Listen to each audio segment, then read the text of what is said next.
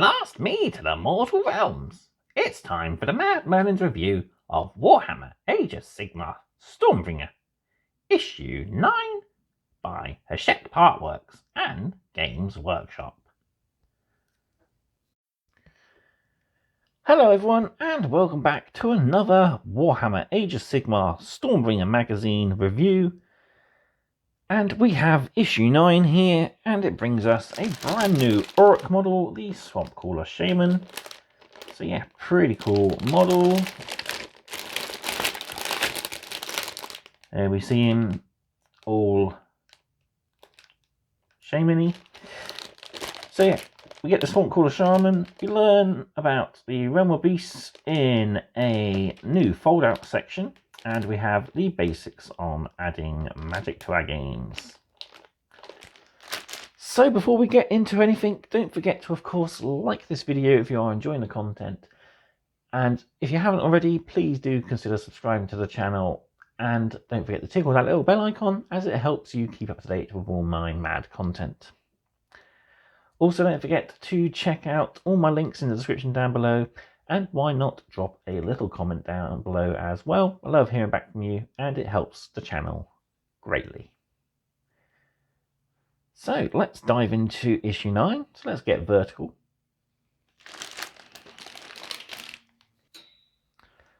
Right. Open her up, and so we have rather nice looking model. We'll have a closer look at that in just a sec.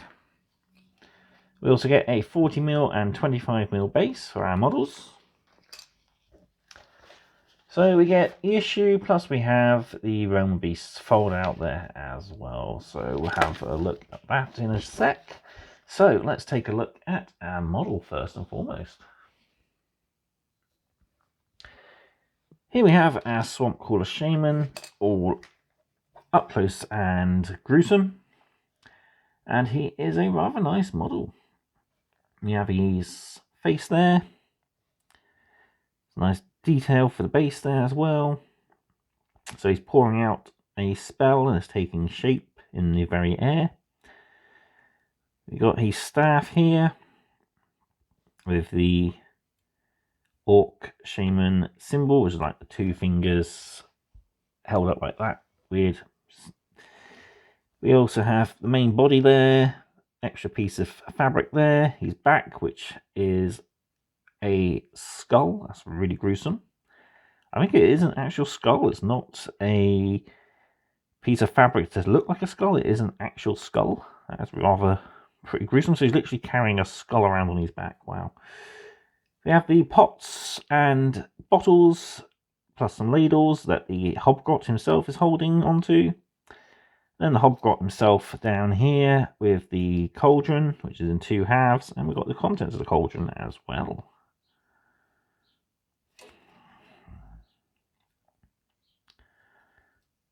So yeah, all in all, a rather nice looking model. Pity I'm not going to get around to building and painting this guy.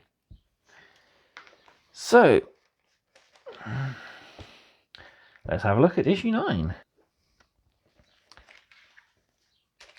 So inside we have a nice lot of lore. So we learn all about gods and god beasts. We'll have the monsters of the mountains, armies of Gur fold out. We have our battle record for the Swampcaller Shaman and his Potgrot, building and painting our Swampcaller Shaman. We learn about magics and how mortal wounds work, and finally we have the Arcane Assault mission. So, gods and god beasts. The gods and god beasts are as old as the realms themselves. These beings derive their divine strength from the raw elemental magic of the realms. Some are good, some are evil, and all are incredibly powerful. So, a couple we've been introduced to before. We have Sigmar, the god of storms, and pretty much ruler of the mortal realms in a way. He resides in Azir and is the commander of all the forces of the Stormcast. Would be nice if we ever see him on the field of battle, because we already have quite a few gods on the field of battle. We have Alariel here, so she's the goddess of life, and yeah, we do see her on battle. She's part of the Sylvaneth realm. She and her creatures formed a vast culture as large as even the human empires of old. Grimnir, the Great Maker, and Volcatrix, the mother of salamanders. So Grimnir is the god of fire, and he loves the battle, basically. Volcatrix is the mother of salamanders. They like to fight each other, and they even destroyed each other in a massive duel in the Age of Myth. Rather than fading away, the spirits have transmuted into the metal known as Urgold and scattered across the realms. So we have a few other of the beasts about. So we have Bayamat, who is the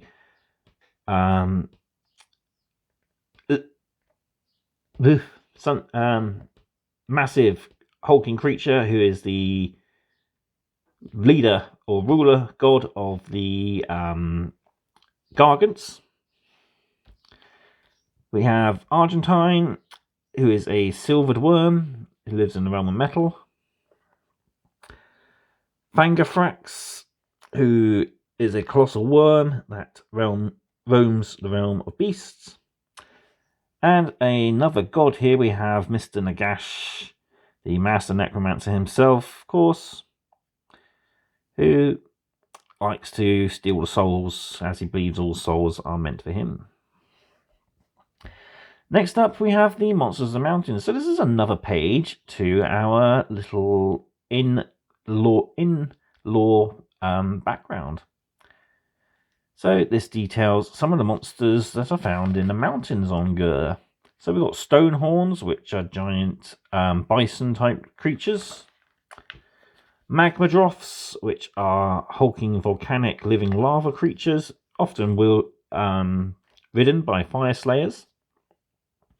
And then we have the Dragon Ogres, and even their ruling kin, the Shaggoths there. So yeah.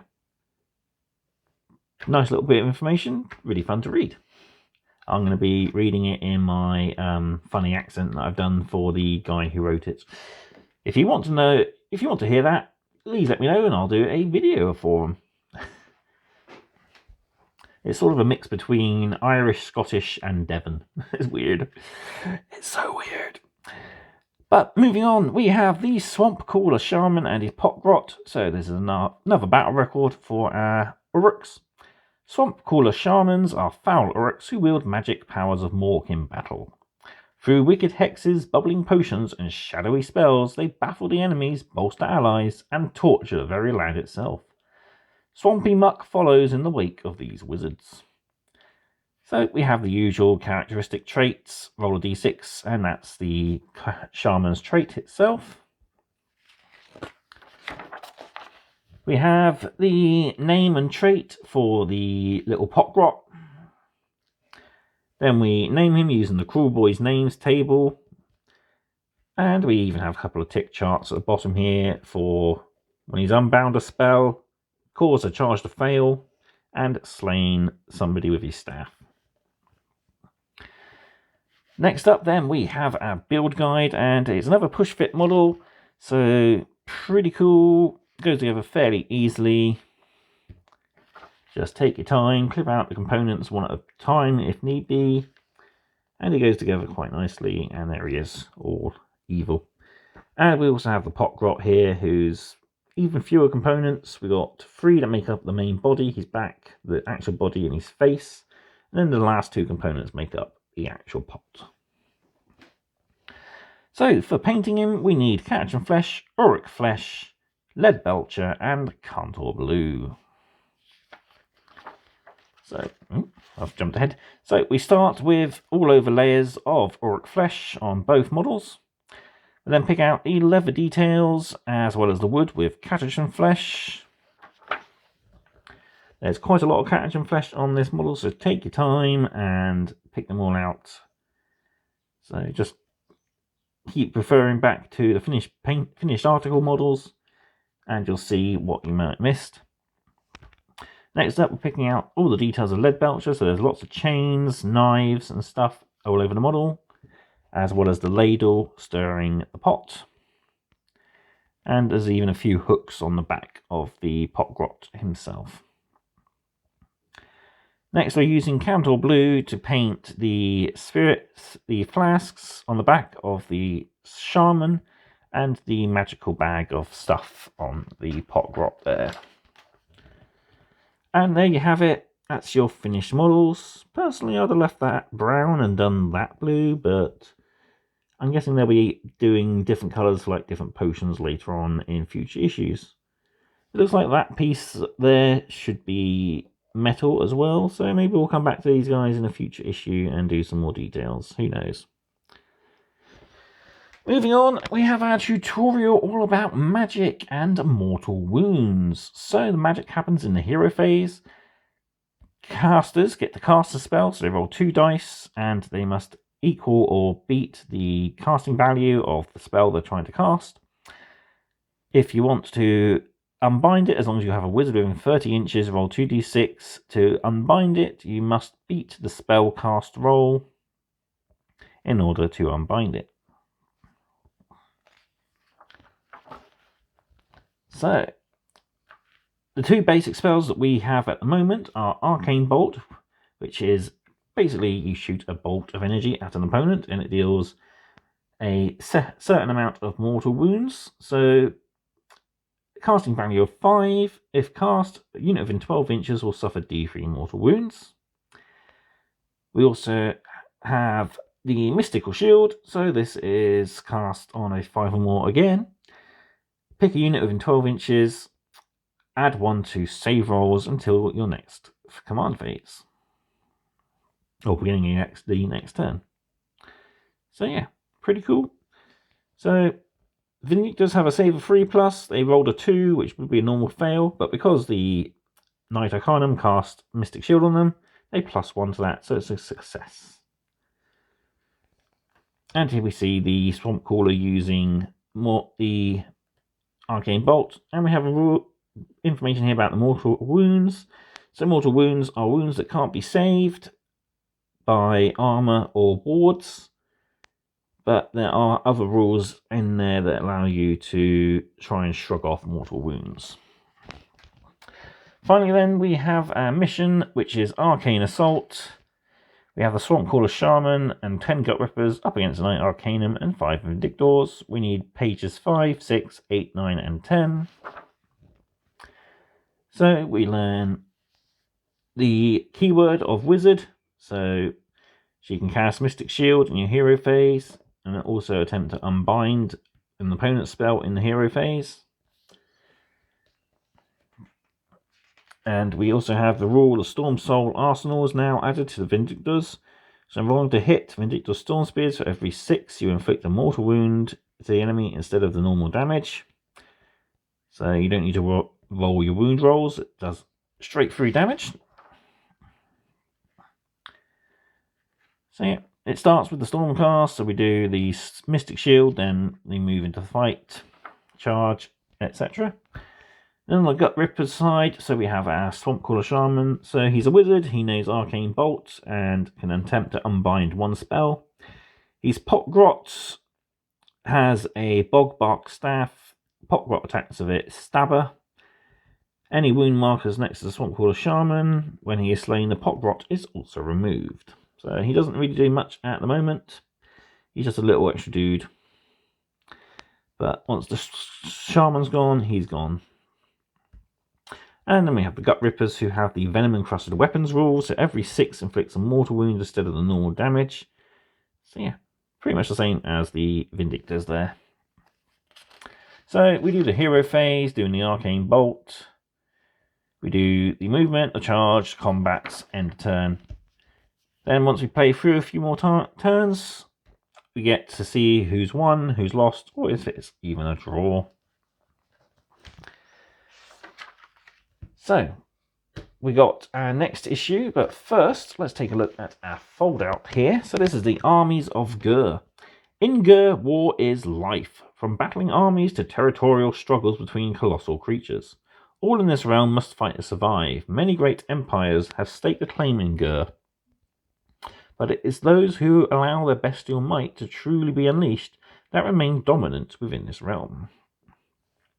So here we have the Sons of Bayamat, who are the Gargants, and yes, as the name implies, they are the sons of the god beast Bayamat.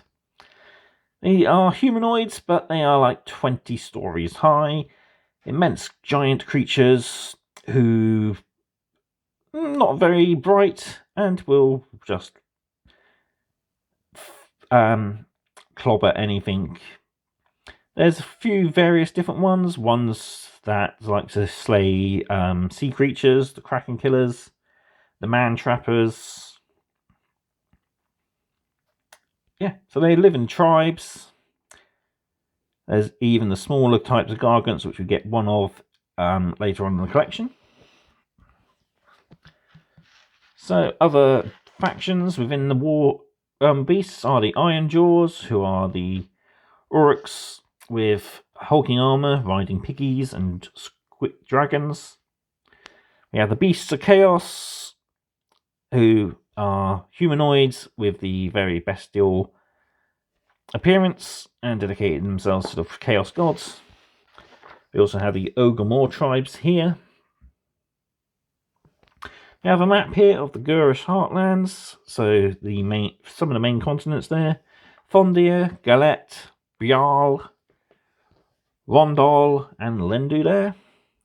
And there are quite a few different cities and places. One of my favourites, Skaven Scroll, which is a Skaven burrow.